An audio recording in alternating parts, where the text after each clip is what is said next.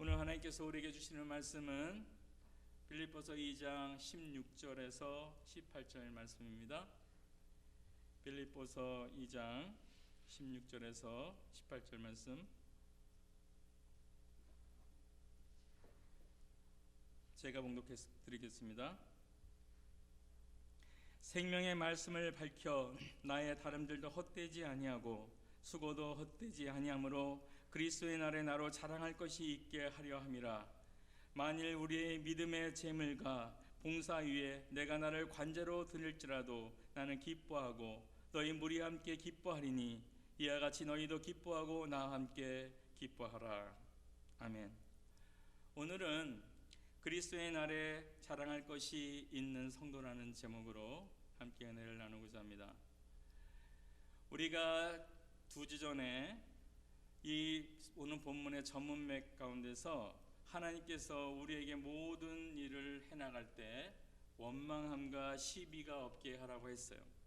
그래서 흠없는 하나님의 자녀로 세상을 비치며 살아감으로 자신이 그리스도의 날에 자랑할 것이 있게 되기를 바란다고 바울이 얘기를 했습니다. 바울은 그 삶이 하나님 앞에서의 삶이었어요. 그리고 주님이 다시 오실 그리스도의 날을 기대하면서 그분께 칭찬받는 것이 가장 중요한 그의 가치관이었던 것입니다. 오늘 본문 말씀을 통해서 하나님 예수 그리스도 다시 오실 그 그리스도의 날에 자랑할 것을 위해서 우리가 어떠한 삶의 태도를 가져야 될지 한번 생각해 보고자 합니다. 첫 번째로 가장 먼저 그리스도가 오심을 기대하는 마음을 갖고 우리가 살아야 돼요. 바울은 지금 빌립보 성도들에게 그리스도가 재림하신다는 것을 전제로 권면하고 있는 중이에요. 그리스도가 다시 오심을 확신하고 있다는 것이죠. 우리들은 어떠세요? 주님이 다시 재림하여 이 땅에 오실 것을 믿고 삽니까? 그래서 언젠가 우리가 그분 앞에 설 날이 올다는 것을 기억하고 기대하며 살고 계세요. 우리에게 그런 기대가 있기를 바라요. 베드로후서 3장 3절에서 4절을 보면 이렇게 되어 있습니다. 먼저 이것을 알지니 말세에 기롱하는 자들이 와서 자기의 정욕을 쫓아 행하여 기롱하여 가로되 주의 강림하신다는 약속이 어디 있느뇨?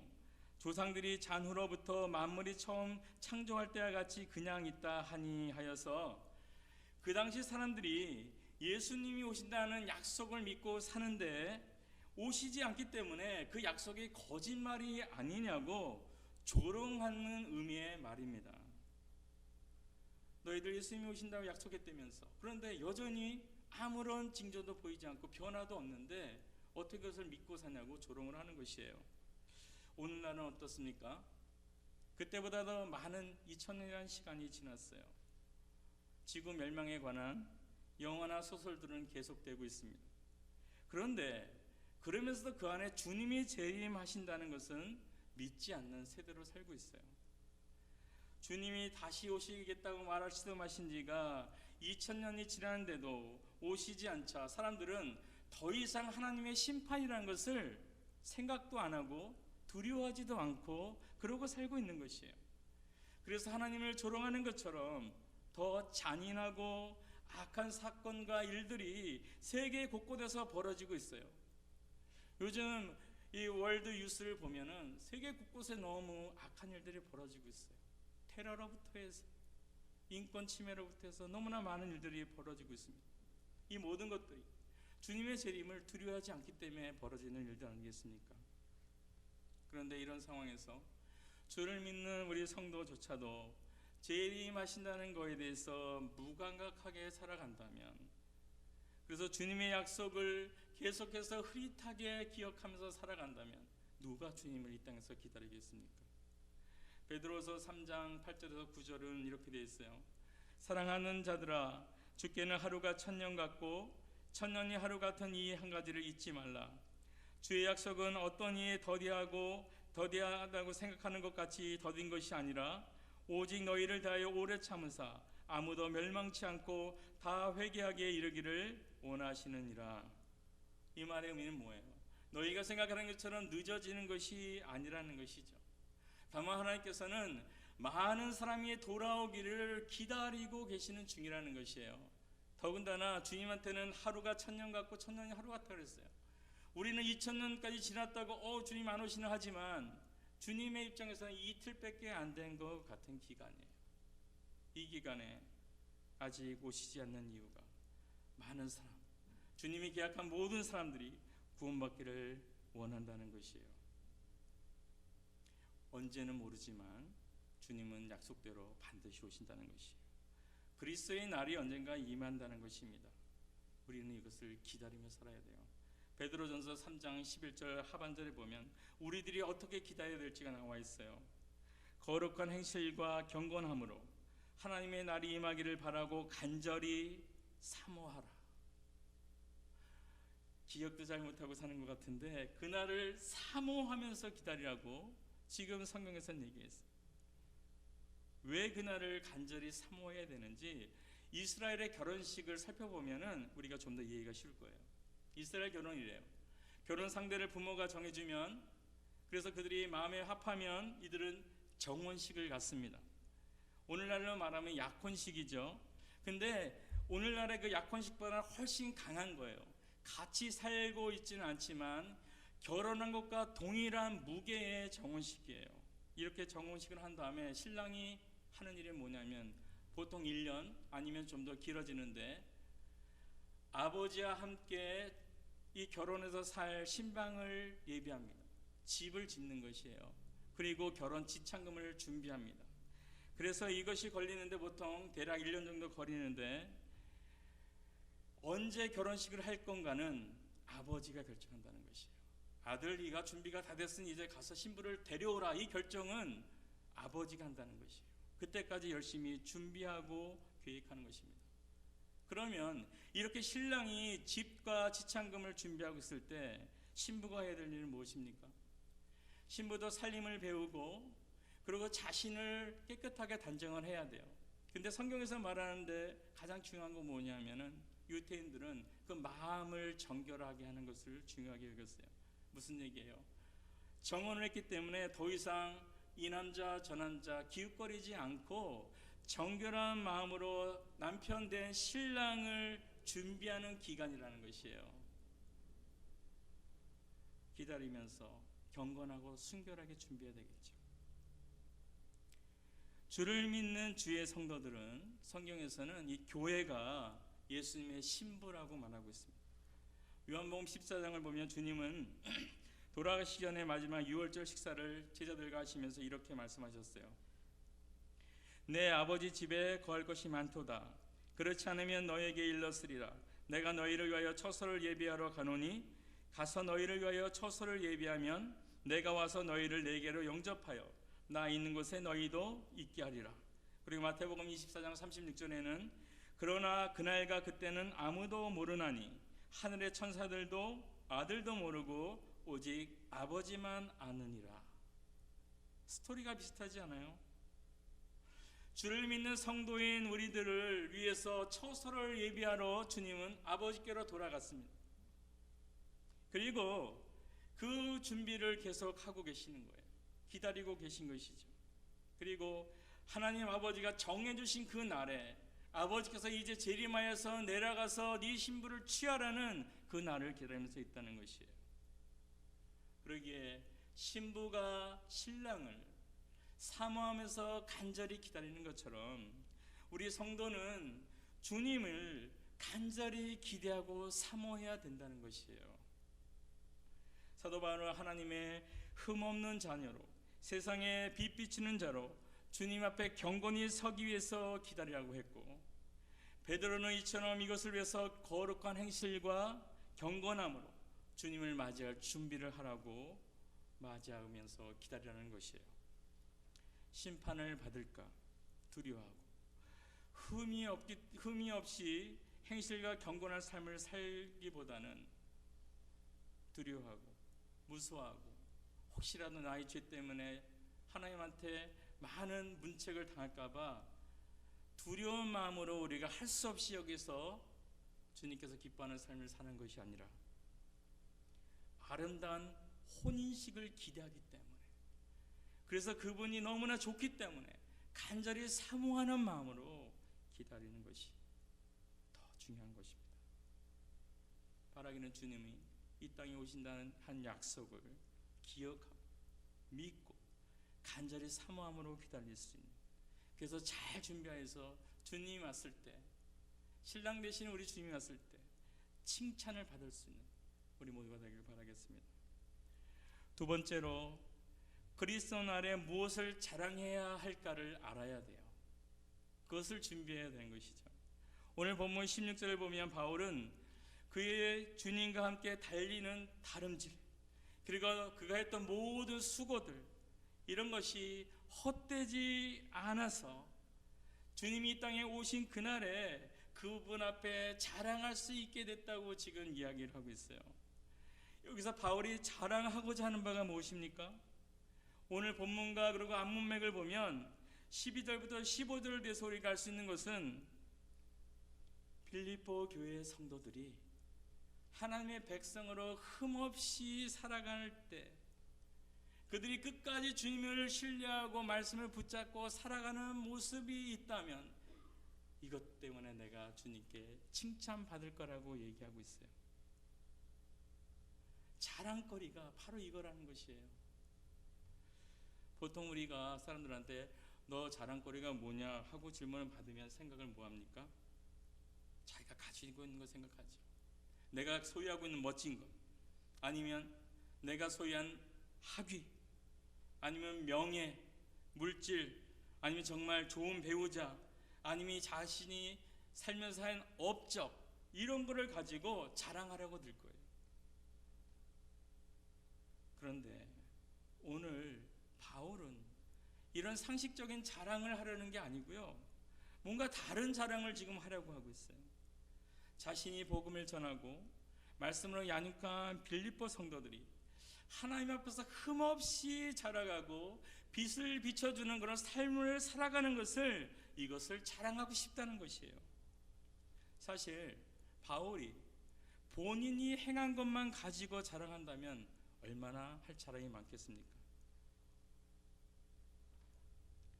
자신이 주님을 알기 전에 누렸던 공회의원이라는 그 권력과 지위, 그리고 유명한 법학 교수라는 그 지위, 그리고 판사라는 그 위치, 그것을 가지고 누렸던 물질의 풍성함, 이런 모든 것들을 복음 때문에 다 내려놓았다는 것, 이것을 자랑할 수 있었을 거예요.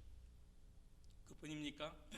1차, 2차, 3차, 4차도 모자라서 로마까지 가면서 선교를 하면서 그 인생을 주님께 모든 것을 다 드렸어요.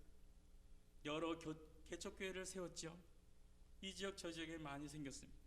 그리고 세우고 수시로 돌아오면서 양육했어요. 그 여행이 쉬었습니까?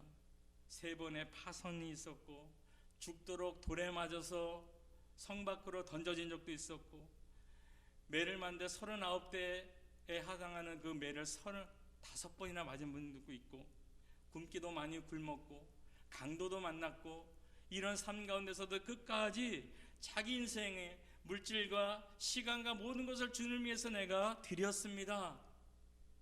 이것을 자랑할 수 있지 않겠습니까? 내가 한 일, 내가 지금 소유하고 있는 것. 그런데 바울은 이것을 자랑거리라고 생각하지 않았다는 것이죠. 자신이 소유한 것이나 내가 행한 것, 그 자체를 자랑하고 싶지 않았다는 것이에요. 왜냐하면 그리스도를 믿는 경건한 자라면 당연히 그렇게 살아가야 될 일이라고 여겼다는 것이에요. 자신이 가진 것이나 자신이 이룬 업적 자체가 아니라 자신이 소유한 것 가지고, 그리고 내가 가진 모든 능력을 가지고 얼마나 다른 사람을 내가 사랑으로 섬겼느냐, 그뿐 아니라 그것을 뛰어넘어서 그 사람이 정말 온전하게 지금 서 있느냐, 거기에 가치를 뒀다는 것이에요. 만약에 내가 열심히 했지만 내가 열심히 할 만큼 다른 사람들이 온전히 서지 않았다면 하나님 앞에 나는 자랑할 것이 없습니다 라는 얘기예요. 그래서 이런 마음을 가졌기 때문에 그는 로마서 15장 1절에서 3절에서 이렇게 고백할 수 있었어요. 믿음이 강한 우리는 마땅히 믿음이 연약한 자의 약점을 담당하고 자기를 기쁘게 하지 아니할 것이라. 우리 각 사람이 이웃을 기쁘게 하되 선을 이루고 덕을 세우도록 할지어다. 그리스도께서 자기를 기쁘게 하지 아니하셨나니. 무슨 얘기예요? 주님께서 자신을 기뻐하는 삶을 살지 않았기 때문에, 자신의 기쁨에 집중하여 산 것이 아니기 때문에 바울도 자기의 기쁨이 아니라 다른 사람, 이웃의 기쁨, 그리고 약한 자를 내가 이용해 먹는 것이 아니라 약한 자의 그 약함을 내가 담당해 주는, 그래서 그에게 기쁨을 주고 그가 설 수 있게 하겠다는 삶을 살아간다는 것이었어요. 이것이 성도의 마땅한 생활이라는 것이죠. 좀 더 이해를 돕기 위해서 예를 들죠. 맥길이나 아이비리그나 MIT 대학이 유명해진 이유가 뭐라고 생각하세요? 뛰어난 교수진 때문입니까? 그래서 그들이 뛰어난 지식을 갖고 열정을 다해 가르치고 새로운 지식을 날마다 연구해서 전해줬기 때문에 세상이 알아지는 유명한 학교가 된 것입니까? 이들의 능력도 있어야 됐겠지만 아무리 뛰어난 교수진이 열심히 가르치고 자신의 업적을 세웠어도 그 학교의 졸업생들이 졸업한 뒤에 사회에서 아무런 공헌도 못했다면 유명해질 수가 없는 것이에요. 그들의 제자가, 그 학교를 졸업한 학생들이 사회에 나가서 영향력을 미치고 거기서 자리를 잡고 사람들한테 인정받는 일을 해냈기 때문에 그 학교들이 지금 인정을 받게 된 것이에요. 명예는 그들이 얼마나 지식을 갖고 있고 얼마나 열심으로 살았냐가 아니라 그의 제자들을 얼마나 진정으로 세워줬느냐에 따라서 학교의 명예가 걸려있다는 것입니다. 그렇기에 좋은 학교들은, 이름 있는 학교들은, 모든 학교가 좋죠. 하지만 이름 있는 학교들이 있잖아요. 우리가 인정할 수밖에 없는 학교. 그런 학교들은 성적이 높고 좋은 자질을 가진 학생들을 많은 장학금을 줘서라도 어떻게든지 가져오려고 해요. 그리고 그런 학생들을 키우고 끝까지 사회에서 성공할 수 있도록 도와주려는 그런 프로젝트를 다 갖고 있어요. 그 학생이 서야지 학교가 명예롭게 쓸 수 있기 때문이죠. 만약에 그 학교의 교수진이나 이사진과 직원들이 오직 자기의 성공, 자기의 행복, 자기의 기쁨, 자기의 업적만을 위하는 이기적인 마음을 갖고 있었다면, 만약에 그랬다면 오늘의 이런 유명한 이름을 가진 학교들은 별로 없었을 거예요. 일반적인 사회에서도 다른 사람을 세워주는 것은 굉장히 중요한 일입니다. 물론 거기에는 이기심이 포함되어 있겠죠. 우리 학교만이라는. 하지만 주님께 가는 건 그런 게 없죠. 좋은 학생만 주님께 올 수 있는 것이 아닙니다. 누구나 오는데 여기서 우리들이 깨달을 건 뭐예요? 바울의 마음을 이해하고 살아야 된다는 것이죠. 그리스도의 날에 바울 자신이 내가 구원을 주신 그 주님께 내가 칭찬받을 일을 생각하는데, 그것은 내가 지금 복음을 전한 사람들이 얼마나 잘 양육됐냐에 따라서 나는 칭찬받을 거라는 마음을 갖고 있었다는 것이에요. 그게 뭐예요? 그 삶의 포커스는 자기 자신이 아니었다는 것이죠. 그의 삶의 중심은 다른 사람의 만족, 다른 사람의 기쁨, 다른 사람이 하나님의 자녀답게 온전히 살아가도록 돕는 일에 있었고, 그들이 서가는 게 바로 자기의 성공이었어요. 그분이 온전히 하나님 앞에 서가는 것이 바로 자기의 칭찬받은 일이라고 믿었다는 것입니다. 배워서 남주냐는 세상에 상식이 있죠. 그러나 우리 주를 믿는 성도들은 이런 상식을 초월할 수 있는 자가 되어야 돼요. 배워서 남 주는 것이 크리스찬의 멋진 모습입니다. 내가 배우고 내가 소유하고 내 능력을 개발할 이유는, 가장 근본적인 이유는 남 주기 위해서 해야 된다는 것이에요. 남을 돕기 위해서 내가 능력을 가져야 되는 것입니다. 남을 세워주기 위해서 내가 세워줄 수 있을 만한 위치에 서야 되기 때문에 그 일을 해나가는 것이 바로 크리스찬의 모습이라는 것이. 바라기는 자기 자신은 물론이고요, 다른 사람을 하나님 앞에 흠없이 살아가는 자녀로 서도록 돕는 일을 바울처럼 행하면서 주님이 오시는 그날에 칭찬받게 되는 우리 모두가 되기를 바라겠습니다. 끝으로 기쁨을 드리는 삶이에요. 오늘 17절입니다. 만일 너희 믿음의 재물과 봉사 위에 내가 나를 관제로 드릴지라도 나는 기뻐하고 너희 무리와 함께 기뻐하리니. 관제로 드린다고 했는데 관제가 무슨 뜻입니까? 관제는 구약 성경에서는 전제라고 표현이 되어 있어요. 히브리어를 그렇게 해석을 했고 헬라어를 관제로 해석했는데 같은 의미입니다. 이건 뭐냐면 제물을 드릴 때 피를 상징하는 포도주를 붓는 것이에요. 피를 붓는 게 아니고요, 피를 상징하는 포도주를 그 제물 위에 부어서 아름다운 향기가 함께 주님께 제사를 드리는 것을, 이것을 관제라고 그래요. 그 의미는 뭐냐면 희생입니다. 감사와 희생이에요. 하나님의 은혜에 감사하기 때문에 내가 주 앞에서 희생하는 삶을 살겠다는 것이죠. 기쁨으로 주님께 봉사하겠다는 그런 마음으로 드리는 것이에요. 바울이 여기서 내가 관제가 될지라도 했는데 여기서 의미는 뭐냐면 자기가 순교를 하게 될지라도예요. 내가 순교를 하게 될지라도 기뻐할 거라는 것이에요. 우리가 오해하면 안 됩니다. 바울이 지금 죽는 것 자체가 기쁘다는 것이 아니에요. 이건 정신이 좀 이상한 사람이죠. 자기가 살아있는 삶이, 여태까지 살아온 삶이 헛되지 않았기 때문에 내가 지금 죽게 되더라도 기쁘다는 의미예요. 내가 너희 빌립보 같은 성도들이 아름답게 자라고 있기 때문에 내가 내 인생을 보내왔는데 이것이 헛되지 않은 인생, 열심히 달려서 살아왔는데 헛되지 않았다는 것을 확신하기 때문에 내가 기뻐한다는 것입니다. 사실 사람들은 모두 죽어요. 이것은 진리예요.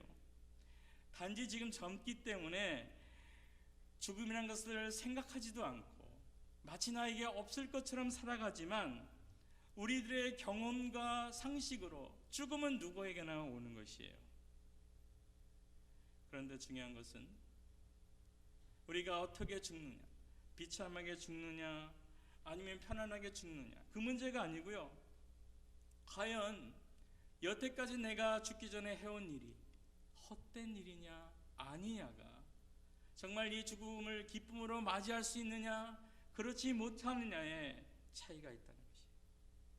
내가 열심히 한 수고가, 내가 열심히 한 봉사가, 열심히 달려온 나의 삶이 헛되느냐 헛되지 않느냐, 그것이 중요한 거 아니겠습니까? 이것을 누가 판단합니까? 주님이, 오실 주님이 판단하는 것이에요. 우리의 삶이 어떤지에 대해서는 주님이 판단합니다.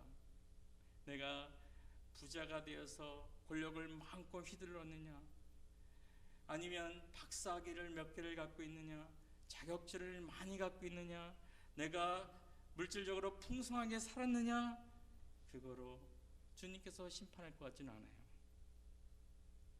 그리고 어떻게 죽었느냐, 순교를 당했든지 사고를 당했든지 테러를 당했든지 병이 들어 죽든지 늙어서 죽든지 어떻게 죽었는지가 상관 있는 것이 아니에요.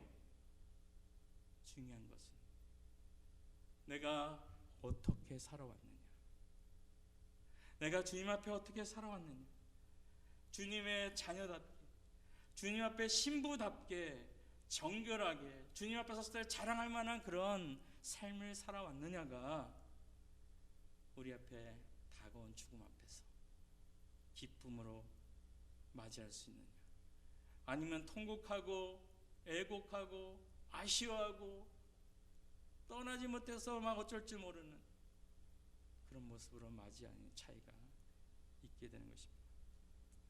주님을 믿고 구원받은 것은 참 기쁜 일이에요. 그런데 주님께 칭찬받을 일을 하면서 사는 삶은 더할 나위 없이 기쁜 삶입니다. 그래서 바울은 순교해도 기쁘다고 말할 수 있는 것이었어요. 성도들, 자라난 성도들이 있었기 때문이죠. 우리도 이런 바울의 모습을 본받았으면 좋겠습니다. 말씀을 정리합니다. 주님은 언제인지 모르지만 반드시 이 땅에 오세요. 그 그리스도의 날에 주님께 칭찬받을 수 있는 성도로, 자랑할 것이 있는 성도로 살기 위해서 우리가 할 일이 있다고 했어요. 먼저 그리스도가 오심을 간절히 사모하는 마음이 있어야 돼요. 그리고 신랑을 기다리는 신부처럼 정결한 삶을 우리가 하나님 앞에 흠없는 삶을 살도록 노력을 해야 되는 것입니다.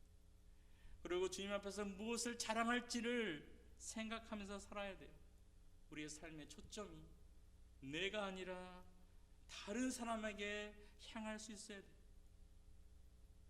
내가 성공해야 될 이유는 다른 사람을 세우기 위한 것, 내가 배우는 이유는 다른 사람을 세우고 돕기 위한 것, 이것을 기억하면서 삶의 목적을 다른 사람을 세우는 곳에 둘 수 있어야 됩니다. 그리고 비록 어떤 일이 닥칠지라도 내 삶을 볼 때 하나님께 기쁨을 드릴 만한 삶이었다는 것을 확신하고 헛되지 않은 삶을 살아가는 것, 이것을 기억하고 그리스도의 날에 주님께 칭찬받을 수 있는 우리 모두 성도들이 되길 바라겠습니다. 우리 함께 기도합니다. 하나님 감사합니다.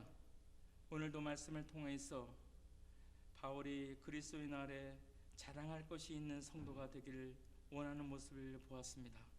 하나님, 우리도 주님 앞에 자랑할 것이 있는 성도로 살아가길 원합니다.